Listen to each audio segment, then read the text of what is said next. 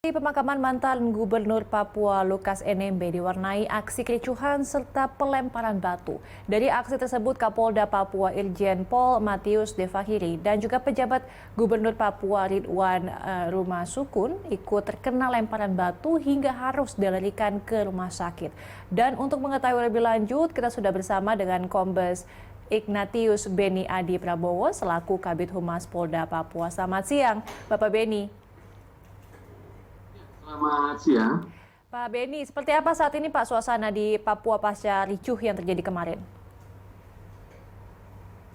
Ya, pasca kegiatan utamanya adalah kemarin ya.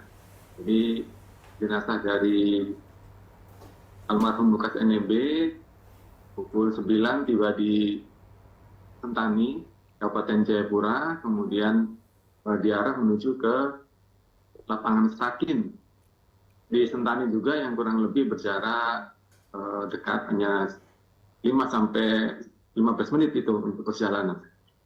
Kemudian selama pelaksanaan ibadah jenazah tersebut itu diwarnai oleh adanya kericuhan oleh sekelompok massa yang melempari bangunan di sekitar jalan utama Sentani ya, di Pak. depan batalion Raider.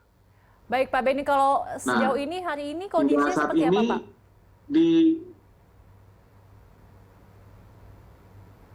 Jadi situasi di Kabupaten Jayapura, Sentani normal, aktivitas masyarakat sudah berjalan secara normal. Kemudian di kota Jayapuranya saat ini juga situasi aman, kondisi memang cuaca sedang hujan.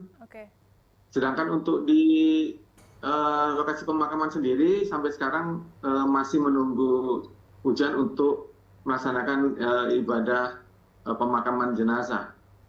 Oke, artinya untuk toko-toko kemudian ada perkantoran begitu yang kemarin sempat tutup karena ketakutan, ini sudah buka kembali normal begitu ya Pak? Memang dari pemerintah daerah maupun kami dari aparat keamanan sudah mengimbau kepada seluruh warga untuk memberikan penghormatan terakhir kepada almarhum dengan menghentikan kegiatan usaha dan yang lain untuk memberikan penghormatan terakhir.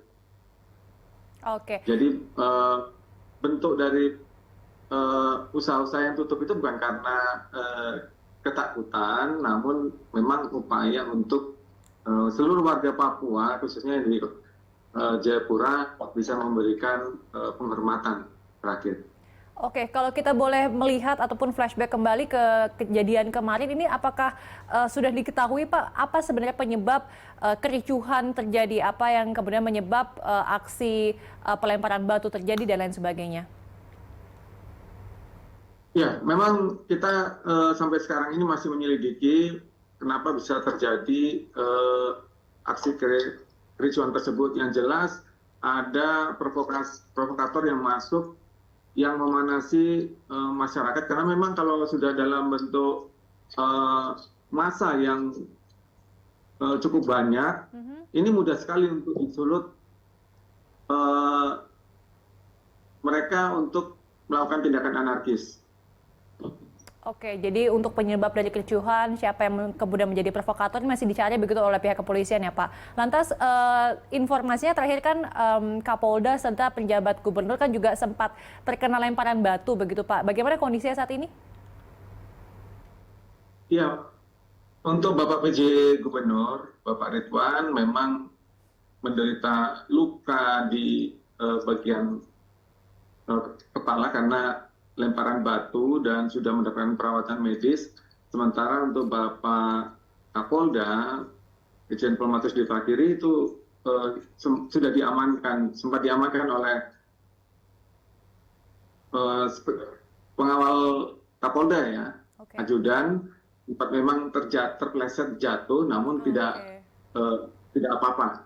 Dan beliau sendiri kemarin masih memimpin pengamanan arak-arakan sampai tiba di Koya Tengah. Oke, kalau dari masyarakat ataupun para masyarakat yang ikut dalam rombongan itu, apakah ada korban luka yang juga menjadi salah satu korban dari lemparan batu itu, Pak? Ada beberapa warga memang, salah satunya juga reporter dari CNN juga sempat terkena eh, dipukul salah satu dari massa yang melakukan tindakan anarkis. Oke, Namun baik. situasi sudah bisa diatasi pada saat itu, memang karena beberapa kendaraan dinas, salah satunya juga kendaraan dinas dari Polri yang mereka sempat bakar. Demikian. Oke. Apa yang menjadi pertanyaan saat ini adalah yang menyebabkan ataupun menjadi latar belakang kenapa para massa ini bisa tersulut emosinya begitu, Pak? Apakah memang ada kaitannya dengan meninggalnya Lukas NMB ini atau seperti apa?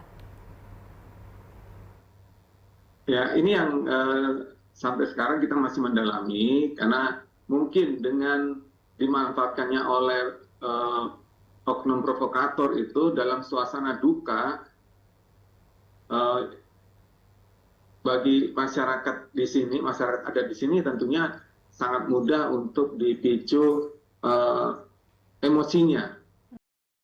Ini yang kita sudah antisipasi untuk kita handle, namun dalam situasi yang chaos tentunya kita hanya bisa untuk meredam situasi supaya tidak melebar dan meningkat kepada aksi kerusuhan yang lebih besar. Demikian. Adakah pihak ataupun pelaku yang sudah diamankan oleh pihak kepolisian begitu dan ada berapa totalnya, Pak? Untuk sementara kita belum ada, namun kita sudah mendatakan melalui CCTV maupun drone yang sudah merekam aksi kericuan tersebut. Kita masih fokus kepada pengamanan pemakaman jenazah Lukas NMB.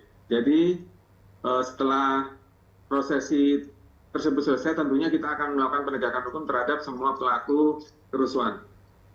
Oke, untuk prosesi pemakaman ini sendiri akan berlangsung pada pukul berapa, Pak? Dan bagaimana proses pengamanannya begitu untuk memastikan bahwa jalannya pemakaman ini dapat berlangsung dengan aman, Pak Beni? Iya, sesuai rencana dari pihak gereja yang diberikan kewenangan untuk melakukan pemakaman oleh pihak keluarga yang sedianya dilaksanakan pada pukul 10.00 waktu Indonesia bagian timur. Namun karena situasi hujan deras, sampai sekarang juga masih menunggu situasi hujan reda untuk dilakukan ibadah pemakaman. Ini juga kami masih memonitor karena memang dari pihak keluarga mereka melakukan pemakamannya kan di lingkungan rumah duka. Oke. Nah, di sini kami hanya melakukan pengamanan di luar dari lokasi rumah duka. Kita sudah melakukan pengamanan untuk mengantisipasi juga nanti masyarakat kembali dari pemakaman agar mereka aman bisa kembali ke rumah masing-masing. Demikian juga tidak ada aktivitas lanjutan yang mengganggu keamanan.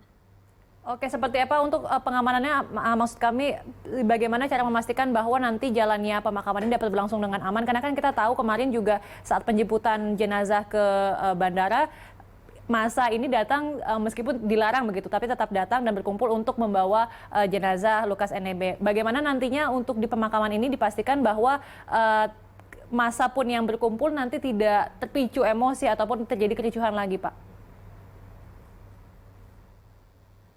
Ya, kalau untuk pemakaman, ini informasi yang kami dapat memang pasti aman, karena memang di sana yang berkumpul untuk melaksanakan pemakaman itu semuanya dari masyarakat yang memang sebagian besar keluarga dari keluarga besar Lukas NMB dan juga masyarakat dari wilayah pegunungan ya. Nah, ini juga kami tidak dilakukan pengamanan di dalam pemakaman karena mereka ingin Keluarga. dimakamkan secara keluarga dan dilaksanakan oleh gereja Gidi. Oke, baik. Terima kasih banyak informasinya dan juga update-nya Bapak Kombes Pol Ignatius Beni Adi Prabowo selaku Kabid Humas Polda Papua. Salam sehat selalu Bapak.